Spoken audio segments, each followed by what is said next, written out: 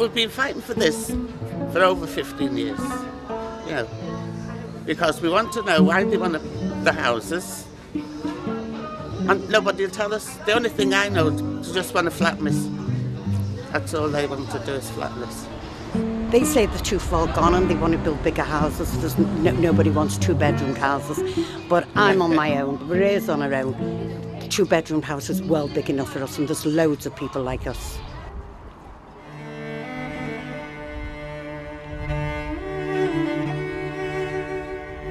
Yeah, well, we started off the street doing even the empty houses of the all up and down the street and filling in, you know, with plants and things like that.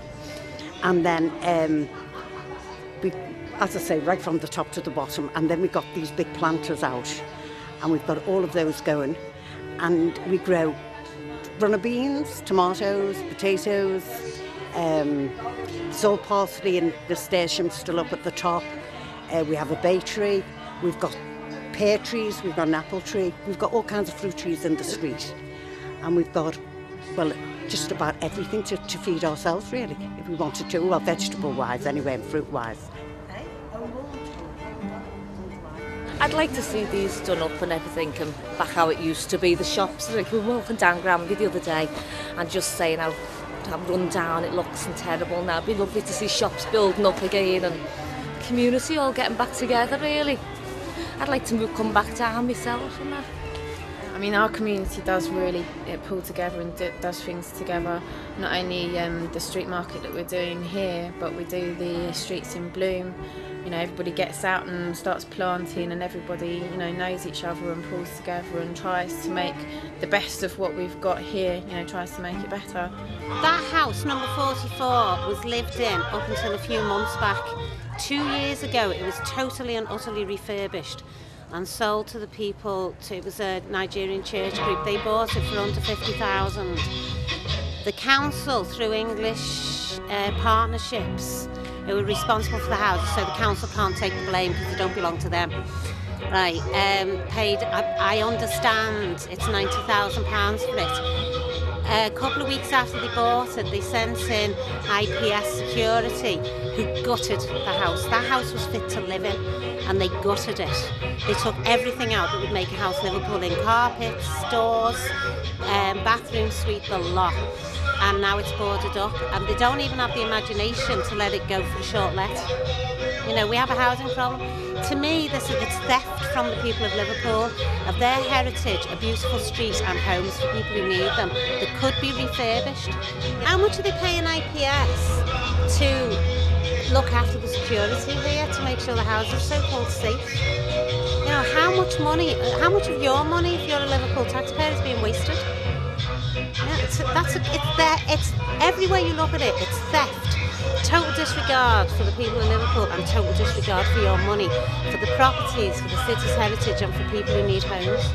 Yeah, it stinks in every which way you look at it. And no particular council is to blame because they've all been responsible for this. It's taken 18 years to bring it to this. Everything was stripped. The noise was horrific. It went on for almost 3 days. They chucked everything in a skip and then tinned it up. They didn't even tin it up tidily. They couldn't even be bothered to like match up the tin on the bay. So within, you know, they are determined to like have these houses down, really. So it just is extraordinary to me how they transform what is like a really great little house and wreck it. It's just unbelievable.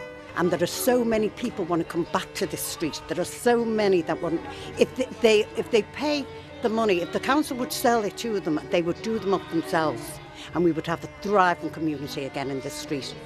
But it's completely up to the council whether they'll sell them to the people. As we came to the last one, I brought a few bits along, and he wanted to come specially today, so he's brought his own stuff along. Yeah. I just think it's nice. I just like him being part of being around here, because I was, and I thought it was a great area then. I'd just like him to be part of it all.